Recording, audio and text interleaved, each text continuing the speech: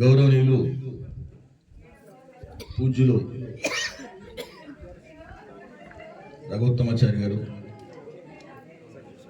ఆర్య సమాజ్ ప్రధాన్ గారు, ఆర్య సమాజం యొక్క యాక్టివ్గా పనిచేస్తున్నటువంటి సభ్యులందరికీ మరియు వివిధ ఆర్య సమాజాల నుంచి వచ్చినటువంటి మిత్రులకు, ఆర్య బంధువులకు అందరికీ నా హృదయపూర్వకమైనటువంటి నమస్కారాలు. ఈ ఆర్య సమాజం చాలా పాత ఆర్య సమాజం. దీనికి ఎందరో కష్టపడ్డారు.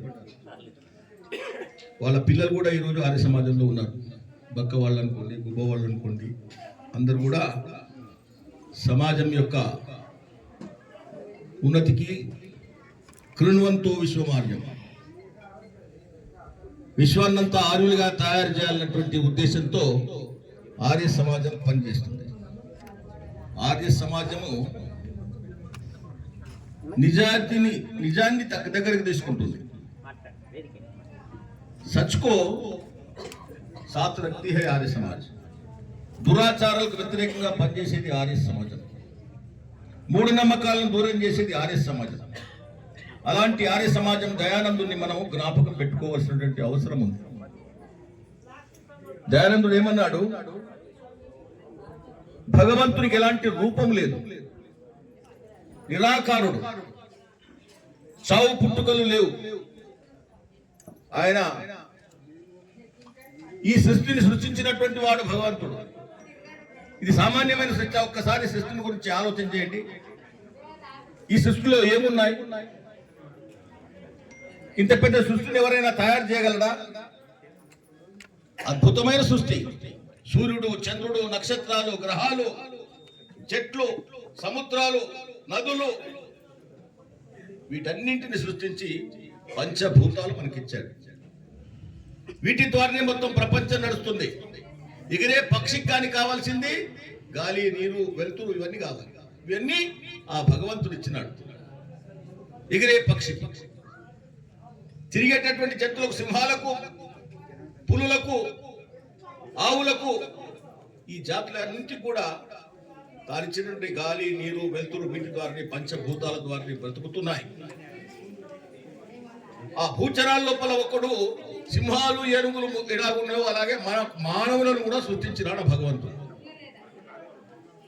వాటికి బుద్ధిని ఇవ్వలేదు. మానవునికి ఏమిచ్చినాడు? బుద్ధి ఇచ్చినాడు. ఈ బుద్ధి ద్వారా మానవుడు మంచేమి చెడ్డేమి అనేటటువంటి విచక్షణ చేసుకునేటటువంటి శక్తిని మానవునికి ఇచ్చినాడు. మరి సముద్రంలో తీసుకోండి, చిన్న చిన్న చేపల నుంచి పెద్ద పెద్ద తిమింగళాల వరకు, మొసళ్ళ వరకు ఎన్నో పెద్ద పెద్ద జీవరాశులు సముద్రంలో ఉన్నాయి. కానీ చేప కూడా ఆనందంగా ఆడుతూ తిరుగుతుంది. భయంకరమైనటువంటి అడవిలో లేడిపిల్ల హాయిగా పచ్చికలు మేస్తూ తిరుగుతుంది. ఎన్ని సింహాలు ఉన్నాయి, ఎన్ని క్రూర మృగాలు ఉన్నాయి. ఒక మానవుడు మాత్రమే ప్రశాంతంగా కూడా లేడు. ఏ జీవి కూడా సంపాదించాలి, రేపటికి మా మన్మళ్ళ కావాలి, మా మన్మరాళ్ళ కావాలన్నటువంటి ఆలోచన ఏ ప్రపంచంలో ఉంటే ఏ జీవికి లేదు.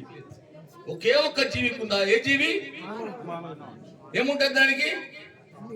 1000 కోట్లు సంపాదించినోడు 2000 కోట్లు సంపాదించాలంటాడు. 100 కోట్లున్నాడు 150 కోట్లు ఉండాలంటాడు. కానీ అసలు విషయం మర్చిపోతున్నాడు. మనం ఇంటికి పోయిన దాకా ఉంటామా ఉన్నామా మనకు తెలుసా? మనం ఇంటికి పోయే వరకు మనం ఉంటామా లేదా? మనం ఉన్నన్ని రోజులు ఎన్ని సత్కార్యక్రమాలు చేసినాం? కార్యక్రమం చేయడానికి నేను ఇప్పుడు 30 ఏళ్ళు ఉన్నా, నేను 50 ఏళ్ళు ఉన్నా, ఇంకొక 10 ఏళ్ళు బతా, 20 ఏళ్ళు బతా, రేపు చేద్దాం మంచి పని, రేపు 10 మందికి సాయం చేద్దాం అన్నటువంటి ఆలోచన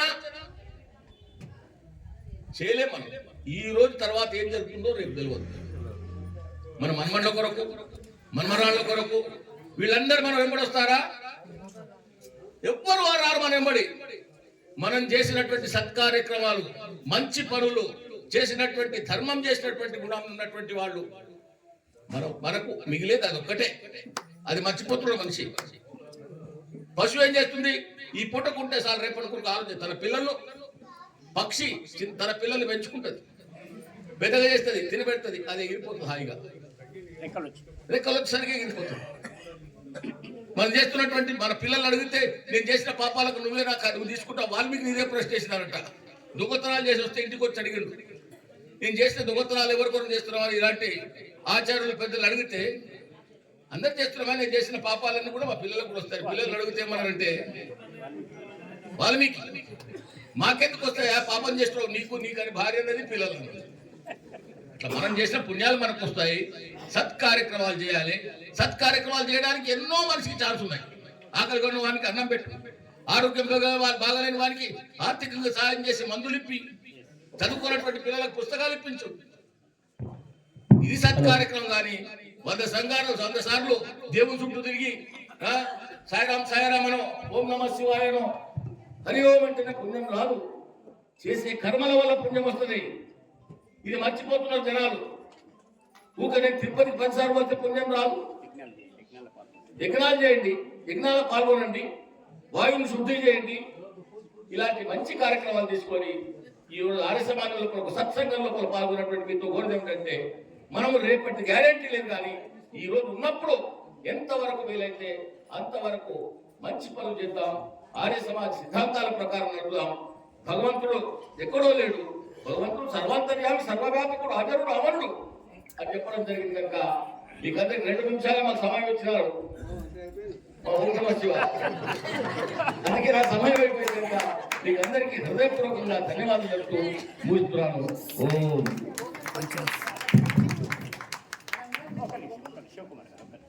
చాలా ఆత్మీయులు మా శివకుమార్ గారు. మరి ఇక్కడ ఇద్దరు ఉన్నారు శివకుమార్ గారు. వారైతే ఎప్పుడు ఆనందంగా కల్మషం లేకుండా, నాకు అందుకే వారిని చూడాలని తపనతో ఈరోజు మాకు దర్శన భాగ్యం కలిగింది. ఎన్నిసార్లు కలుసుకుంటాము. చాలా సంతోషం. ధన్యవాదాలు. ఆర్యవృద్ధులందరికీ ఓం నమస్తే. మేము పెట్టిన జపయజ్ఞ కార్యక్రమంలో ముఖ్యంగా మాకు సహకరించింది లోకల్లో మా విష్ణుపారాయణ